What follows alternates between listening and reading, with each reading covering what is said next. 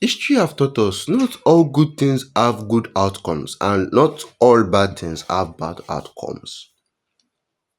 Sometimes good things have bad outcomes, bad things have good outcomes, and this is what I call the paradox of good and evil. A very good example is sugar.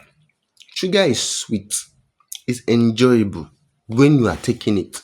It gives off good vibes, good feelings. So, but by the time it is done with its work, it starts ringing the bells of diabetes, high blood pressure, and sometimes even cancer. So now, what is this paradox of good and evil, and why does it happen? Honestly, I haven't found an answer to it yet. But what I know is this: is when a person lives in the realm of time, you get affected by the paradox of this good and evil. You are going to get affected by it. Take this as an example. A person that got rejected from a job they are meant to pay him $250,000 in a year, right?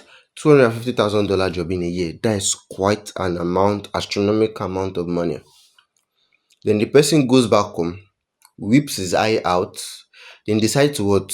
To learn just one more extra skill, just one new extra skill, then add that skill to the resume. Like maybe during the time the person was still job searching, they just brought an ad, learn this particular skill, and the person like, I still have this couple of extra $100 left. Let me just learn this skill. It can be quite useful, or I can use it for another thing in the future.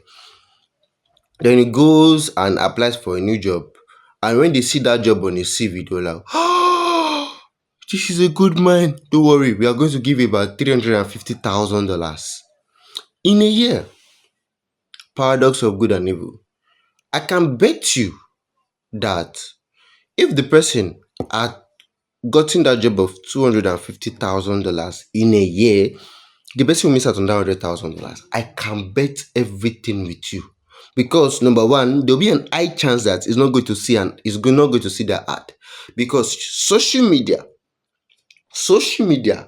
your phone knows when you get a job, Google knows when you get a job, Facebook knows when you get a job, Instagram knows when you get a job. So automatically, the ad that will make you learn that particular thing is never going to reach you because of you already have a job, you already have a source of income, a stable one. So automatically you're going to miss out. So you are not going to be able to buy, you're not going to be able to use $100 to buy extra $100,000 in the next 3 months when you are going to learn that skill for the next 3 months.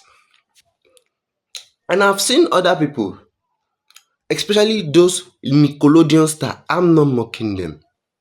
I'm just citing an example that had their early rise, and at the end, a lot of them are regretting it because of the choices they had to make and the sacrifices they had to make at a very young age that they knew nothing about. Nobody could give them advice, even their parents, because you rarely hear a Nickelodeon star as a wealthy parent. You rarely hear it. Is either they are comfortable or they don't have any money at all. So the reason why is another story. I'm not going to talk about that in this video. Same goes with Disney and those other guys. The reason why is this is they won't be able to make the right decision at that time. They are the one making the money. They are kind of like the semi breadwinner. They might have fathers. Their fathers is earning maybe like 100K or $150,000 in a year. But you per episode, you are getting your family about 10 grand. That is about $10,000. You can't handle the money at that such age. And there are some decisions your family won't be able to make for you on your behalf because of the amount of money you are bringing in. So now, a lot of them, they grow up to detest that life. And they all wish that they could go back and just give themselves extra 5 years so that they can learn and just grow up. Maybe if they're like up to 18 years old, they can understand a little bit of how life works. So now, I was now wondering, why does this affect life? Why does this like? And the Holy Spirit spoke. He said, once you live in the realm of time, I think I've said it before at the beginning of the video, you get affected by this. Why? Because living the realm of time basically means you judge things as it happens per time. You got rejected from a job. It is categorized as a bad thing. Some people end up in depression, even some unalive themselves because of that. Just because of they got a rejection. It is a bad thing. But sometimes it's what we call blessing in disguise. Because that rejection made you learn an extra skill for $100 over the next 3 months that will end up making you an extra 100K per year just because you have that new skill. And now, the good part, we see something good and we judge it is something good. For example, like the Nickelodeon stars and the Disney stars I talked about. Think about it. A 10, 15 years old child is earning 10 grand maybe per month. Because I'm sure that it's not per month that I need that 10 grand per episode. Or maybe 5 grand per episode. And they are going to shoot roughly about 100 episode in a year. Or 50, or let's say 50 episode.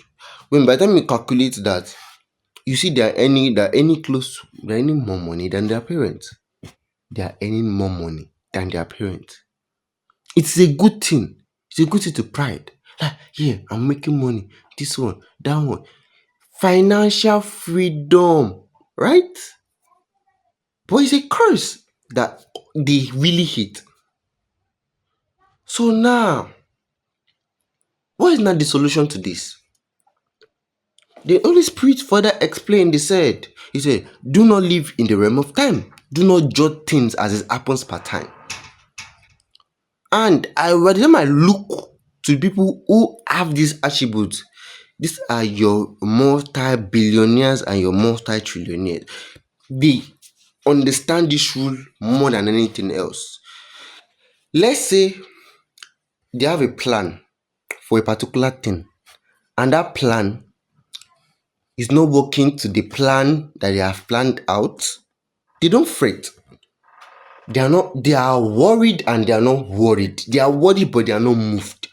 They will move on from that plan till that outcome comes to them. The outcome they are looking at comes to them. So you have to stop judging things by how it happens per time, but start judging things by the possible future outcome. That is when you stop living in the realm of time. So when something good happen, you look at it, it is still really good. Then you calculate. You see yourself watching Netflix around 8 p.m. when you're supposed to be doing your assignment. Then you ask yourself, am I really enjoying myself? Or am I playing with carryover? I don't know the term they use outside of Nigeria, but what we call it here is carryover. Someone that has to repeat a class again. You're watching Netflix, it seems enjoyable, but you're meant to be reading your book for the exam that is coming soon. You are playing with carryover. So, to do this, you have to escape time. Escaping time is you start judging things not by the present, how the stuff is enjoying the present, but the future outcome of that particular thing. And this is talking to me also. There are a lot of foolish decisions I've made today that I know that if I continue making those same foolish daily decisions, it's going to be a very terrible thing for me in the future. That is the solution. Not all good things have a good outcome.